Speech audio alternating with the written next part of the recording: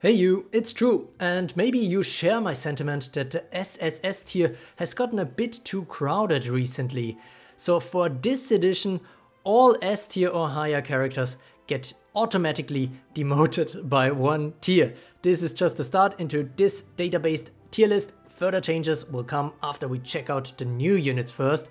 And this month there's plenty of them. Starting things off, we have Cleopatra. A really strong dark poison unit, but arguably her best feature is the imposter mechanic that she brings to the table. A massive upgrade to the previously known Sleepy Sabotage from Watercolon. This time we need less spirit for a much more powerful skill, possibly causing massive disruptions to enemy team builds by randomly banishing characters, so to speak. Whenever an enemy imposter dies while Cleopatra is still on the field, all the other enemies get stunned and mega poisoned. Really nice gimmick there on top of all that things. And of course, we have for each kill against a non-conjured unit that Cleopatra gets, we just have a replacement basically of another imposter instead of the reinforcements on the enemy team coming in. This is why, despite the higher threshold that we are now applying for these units in this tier list, she goes straight to the SSS tier, certified great unit. One could say a must-have in the current meta. She is also basically undefeatable as long as there are imposters on the enemy team. However, there was a bug that was fixed that makes her at least no longer invincible to the kind of passive ignoring attacks like Fatal Frenzy from Storm Clarice. So that was a slight nerf, but nevertheless still a very good unit that deserves the SSS tier rating. Another new unit that we saw that is arguably the strongest of its archetype is Gilgamesh. This new burn unit really brings a lot of things to the table and was hoping to kind of reignite the burn meta for Platoon once. Unfortunately, this was not the case. It was not enough what Gilgamesh brought to the table. Yes, she is the strongest burn unit right now, but nevertheless, she only makes it into the S tier this time.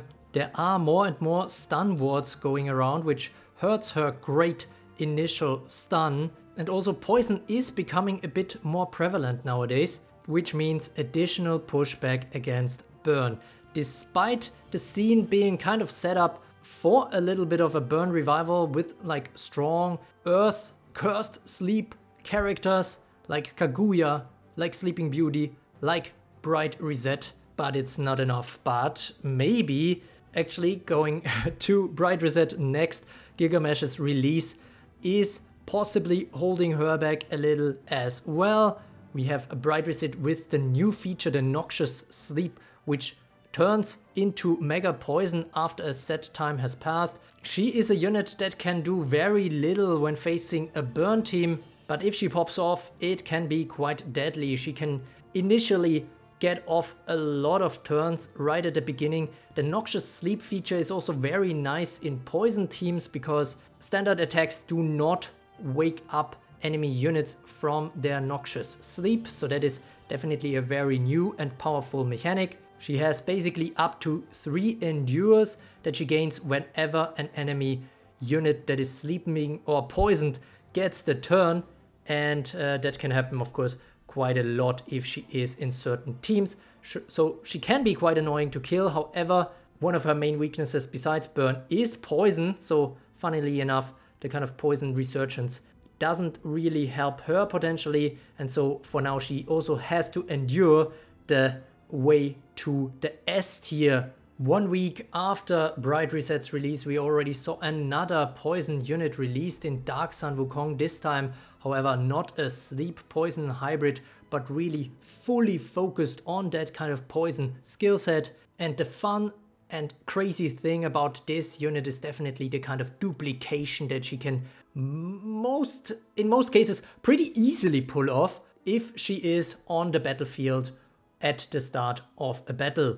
Then she comes in with the Lightspeed entry, with the Super Poison All entry, and the counter stance status effect, and basically the only condition for her to duplicate yet again is to lose that counter stance status effect and that there isn't more than 4 copies around already. She can single-handedly defeat teams of arguably strong meta units by just getting constant turns and spirit when attacking poisoned enemies. So why is she only going to SS tier for now? I think there's 3 main reasons, one of which is the kind of harsh sleep weakness that she does have. If she is asleep at her turn, she cannot clone herself. And with all the cursed sleep and nightmare units flying around, this might be the death sentence for her proliferation.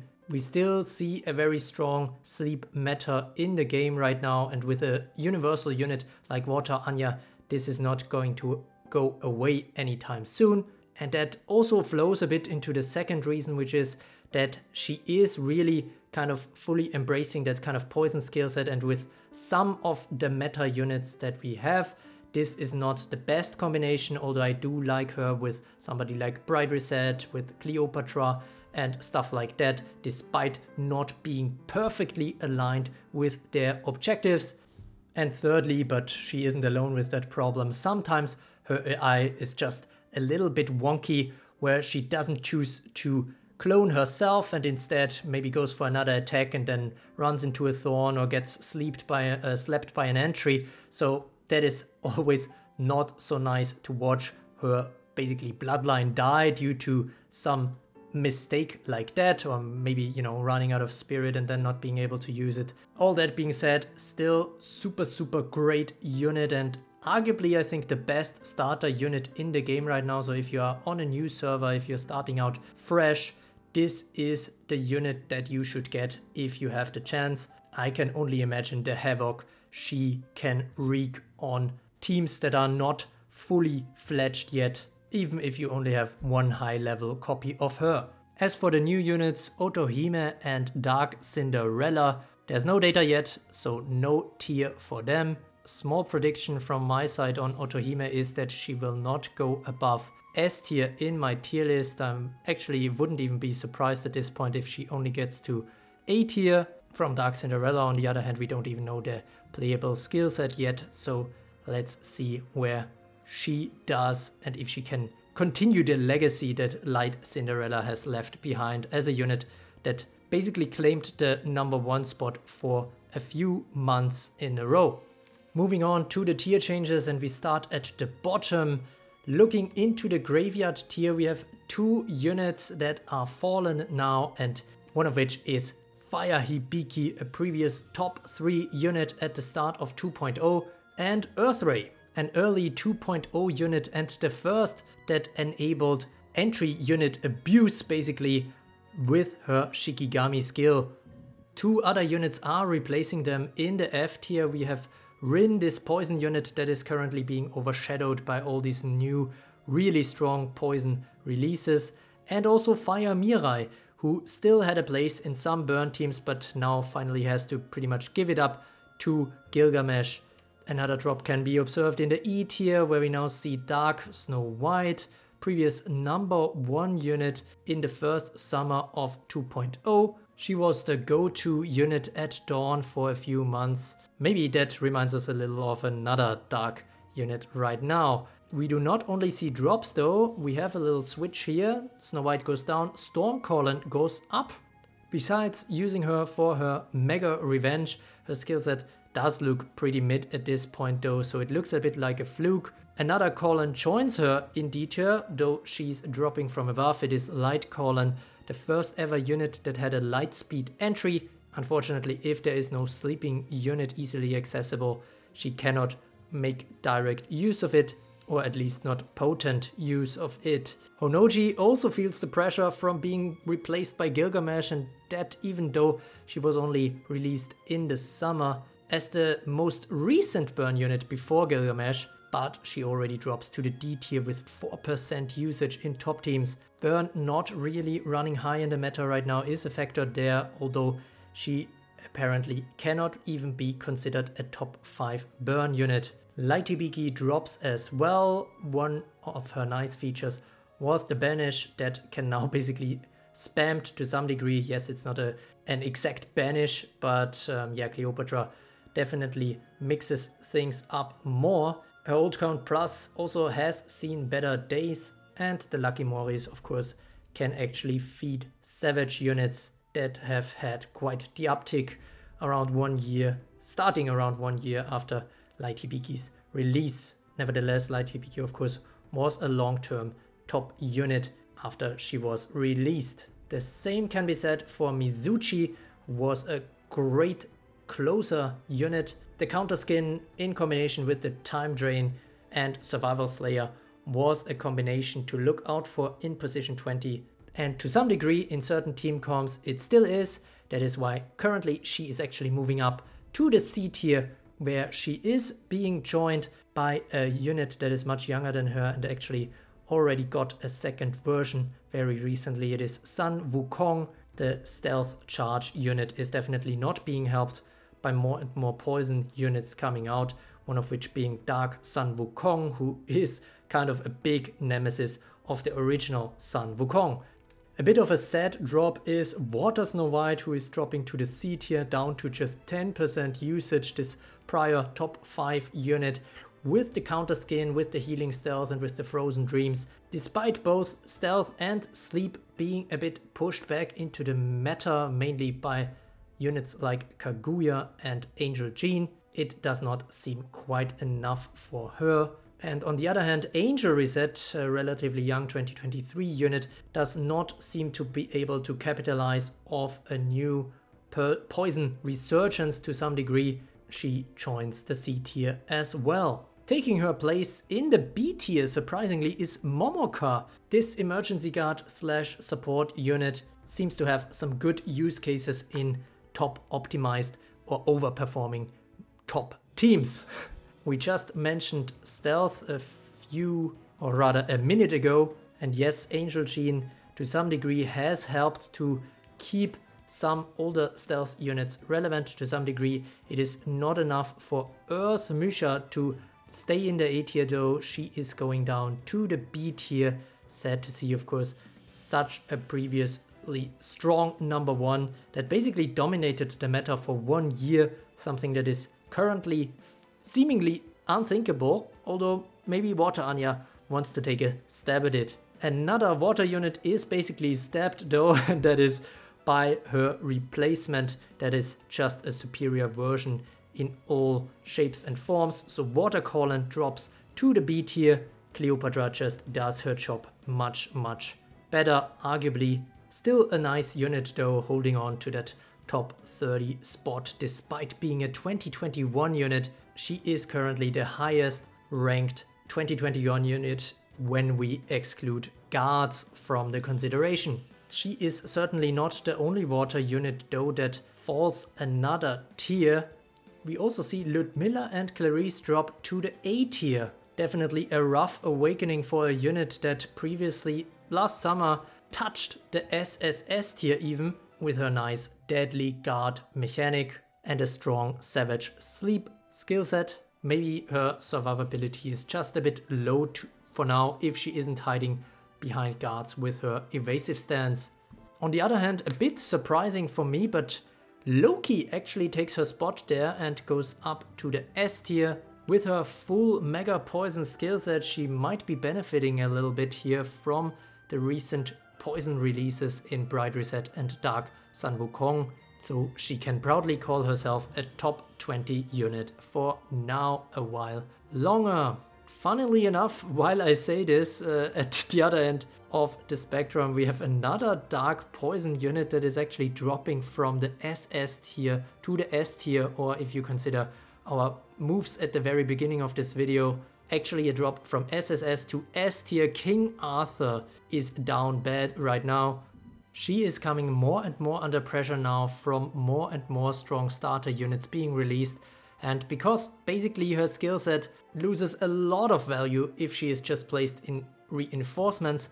For many top teams it basically comes down to the decision, do I use her in the first 4 or maybe do I not use her at all? She is still a very good S tier unit, don't get me wrong, especially at the start. I feel like she should have more chances now with releases like Stark Sun Wukong kind of supporting her skill set to some degree. Nevertheless, this is of course a far cry from her number 1 position last fall.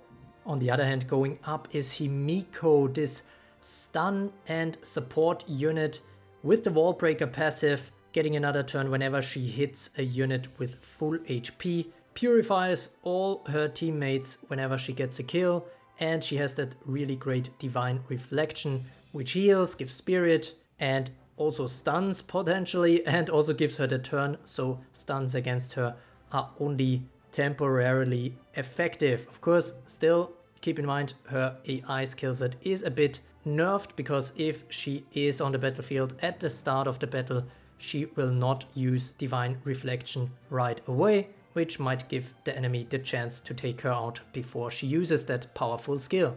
Another storm unit that is on the rise is Giga Rolotia, and arguably her value did indeed increase over the last few months. Her value proposition is even stronger now. Yes, there are stun wards flying around, and yes, her Giga Time Strike has some flaws, but the Chrono Chaos, which gives the sleep wards to all your teammates, is insanely helpful, and even more so is the Timeline Distortion, which basically passively purifies your teammates with a bit of a RNG factor.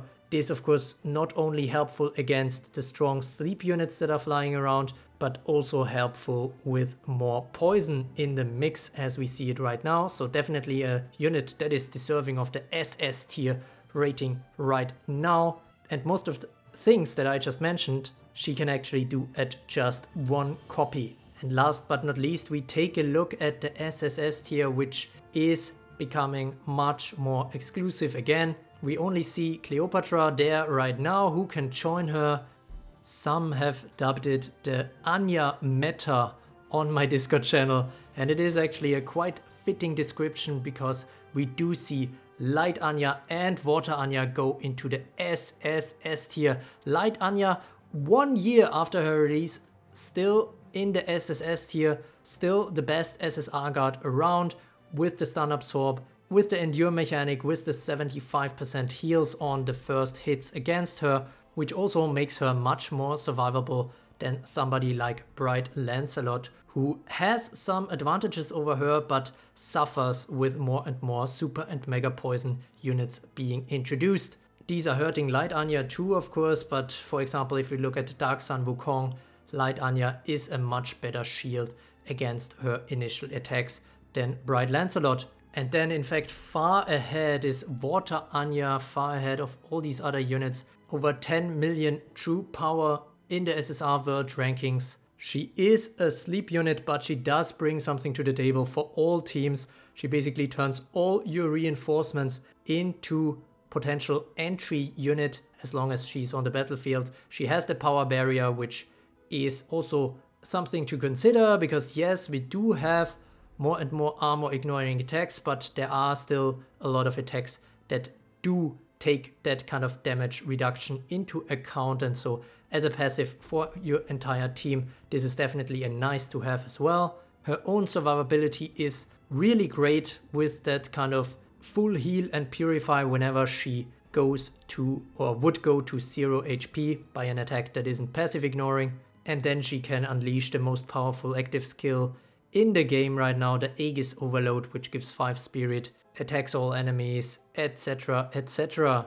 Her biggest weakness is stun, but nevertheless the stun units still have to get to her somehow and take her out. Otherwise the power barrier and the elemental circuit, I feel like that's definitely not the way that is pronounced correctly, but anyways, these 2 passives still trigger if she is, for example, over 500 time units, because Odin gave her a supreme stun.